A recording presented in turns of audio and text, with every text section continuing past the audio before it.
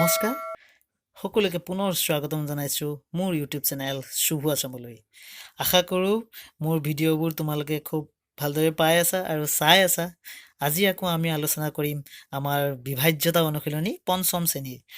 শ্ৰেণীৰ বিভাজ্যতা অনুশীলনী মই লাষ্ট ভিডিঅ' আপলোড কৰি থৈছোঁ তাত 2 আৰু 3 বিভাজ্যতা দি থৈছোঁ তোমালোকে যিসকলে এতিয়াও চোৱা নাই সেইসকলে মোৰ লাষ্ট ভিডিঅ'টো চাই ল'বা তাত 2 আৰু 3 বিভাজ্যতা দিয়া আছে খুব ধুনীয়াকৈ তোমালোকে বুজিবলৈ চেষ্টা কৰা আৰু সেইবোৰ কৰিবলৈ চেষ্টা কৰিবা আজিৰ এই ভিডিঅ'টোত আমি বিশেষকৈ 4 বিভাজ্যতা আৰু 5ৰ বিভাজ্যতাৰ বিষয়ে আলোচনা কৰিম আশা কৰোঁ ভিডিঅ'টো সকলোৱে শেষলৈ চাবা আৰু মনত ৰাখিবা ইউটিউব চেনেলটো ছাবস্ক্ৰাইব কৰিবলৈ নাপাহৰিবা আৰু লগতে বেল আইকনটো প্ৰেছ কৰি থবা তেতিয়াহ'লে আহা আজি আমি এই ভিডিঅ'টো আৰম্ভ কৰোঁ আমি আৰম্ভ কৰোঁ প্ৰথমতে 4 বিভাজ্যতা নিয়মটো চাওঁ আমি 4 বিভাজ্যতা নিয়ম কি আছে ইয়াত দিয়া আছে যে সংখ্যাটোৰ একক আৰু দশকৰ ঘৰৰ অংক দুটা শূন্য হ'লে বা শেষৰ অংক দুটাৰে গঠিত সংখ্যাটো 4ৰে বিভাজ্য হ'লে সংখ্যাটো মানে যিটো সংখ্যা প্ৰশ্নত দিয়া থাকিব সেই সংখ্যাটো কি হ'ব 4ৰে বিভাজ্য হ'ব আমি পঢ়িলেও পুনৰ এবাৰ সংখ্যাটোৰ একক আৰু দশকৰ ঘৰৰ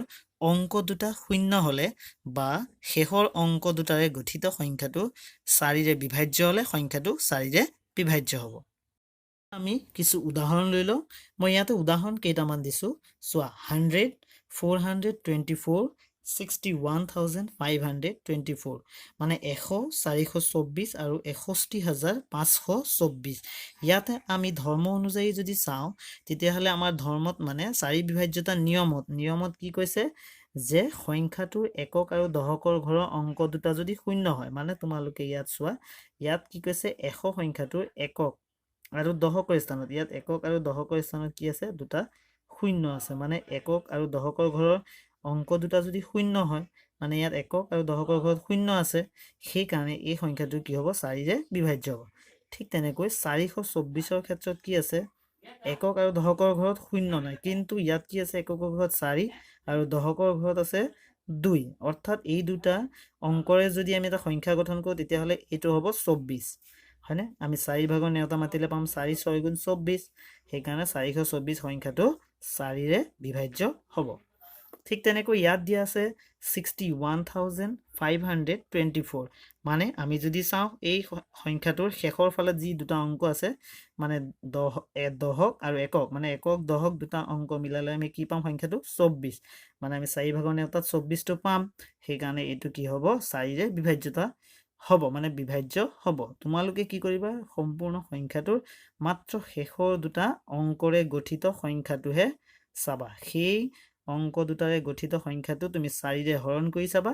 যদি সেইটো 4ৰে হৰণ যায় মানে বিভাজ্য হ'ব লাগিব মানে ভাগফল যদি শূন্য ওলায় তেতিয়াহ'লে সেই গোটেই সংখ্যাটোৱে কি হ'ব 4ৰে বিভাজ্য হ'ব আমি 5ৰ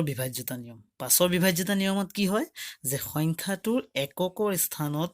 0 বা 5 থাকিলে সংখ্যাটো 5ৰে বিভাজ্য হয় পুনৰ এবাৰ পঢ়িলোঁ সংখ্যাটোৰ এককৰ স্থানত যদি 0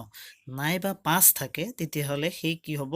সংখ্যাটো 5ৰে বিভাজ্য হ'ব অৰ্থাৎ তোমালোকক যিটো সংখ্যা দিয়া থাকিব সেই সংখ্যাটো তোমালোকে ভালদৰে চাব লাগিব আৰু তাৰ মাত্ৰ ভালদৰে লক্ষ্য কৰিব লাগিব যে সংখ্যাটো একক স্থানত কি দিয়া আছে মই ইয়াত দেখুৱাইছো একক স্থানত কি দিয়া আছে 5 দিয়া আছে এই 15 সংখ্যাটো একক স্থানত কি দিয়া আছে 5 দিয়া আছে মানে 5টো 5ৰে বিভাজ্য হয় সেইকাৰণে 15 সংখ্যাটো 5ৰে বিভাজ্য হ'ব এতিয়া তোমালোকে 5ৰ নেওতা ভাগ যদি মাতা মানে 5 3 গুণ 15 পাবা অৰ্থাৎ 15 সংখ্যাটো 5ৰে বিভাজ্য হয় আৰু ইয়াত আমি কি কৈছিলো যে একক স্থানত 0 ইয়াত চোৱা 100 সংখ্যাটো একক স্থানত 0 আছে অৰ্থাৎ এইটোও 5ৰে বিভাজ্য হ'ব আকৌ পিছৰ সংখ্যাটো দিয়া আছে 51525 অৰ্থাৎ এই সংখ্যাটো আমি যদি একক স্থান চাওঁ একক স্থান কি হয় এইফালে হয় সোঁফালৰ প্ৰথমটো হৈছে একক স্থান এই একক স্থানটো আমি যদি চাওঁ ইয়াত কিমান আছে 5 আছে 5 আছে তো সেইকাৰণে কি হ'ব এই সংখ্যাটো 5ৰে বিভাজ্য হ'ব তো আমি আজি গোটেই অনুশীলনীটোত কি শিকিবলৈ পালোঁ 4 বিভাজ্যতা আৰু 5ৰ বিভাজ্যতা নিয়ম শিকিবলৈ পালোঁ তোমালোকে ভিডিঅ'টো ভালদৰে চাবা আৰু যিসকলে বুজি পাইছা তেওঁলোকেও কমেণ্ট কৰিবা আৰু যিসকলে বুজিবলৈ অসুবিধা হৈছে তেওঁলোকেও কমেণ্ট কৰিবা যাতে পৰৱৰ্তী ভিডিঅ'ত মই আৰু ধুনীয়াকৈ বুজাই দিব পাৰোঁ তাৰ প্ৰতি মই যত্ন কৰিম আৰু আশা কৰোঁ সকলোৱে ভিডিঅ'টো বুজি পাইছে ভাল লাগিছে সকলোৰে আশা কৰিছোঁ আৰু যিসকলে চেনেলটো এতিয়াও ছাবস্ক্ৰাইব কৰা নাই তেওঁলোকে চেনেলটো ছাবস্ক্ৰাইব কৰিব আৰু বেল আইকনটো প্ৰেছ কৰি থব যাতে ভিডিঅ'টো আপলোড কৰাৰ লগে লগে খুব সোনকালে পায় আৰু আপোনালোকৰ ছাত্ৰ ছাত্ৰীৰ ভৱিষ্যত উজ্জ্বল হয় ধন্যবাদ সকলোকে লগ পাম পুনৰ এটি নতুন ভিডিঅ'লৈ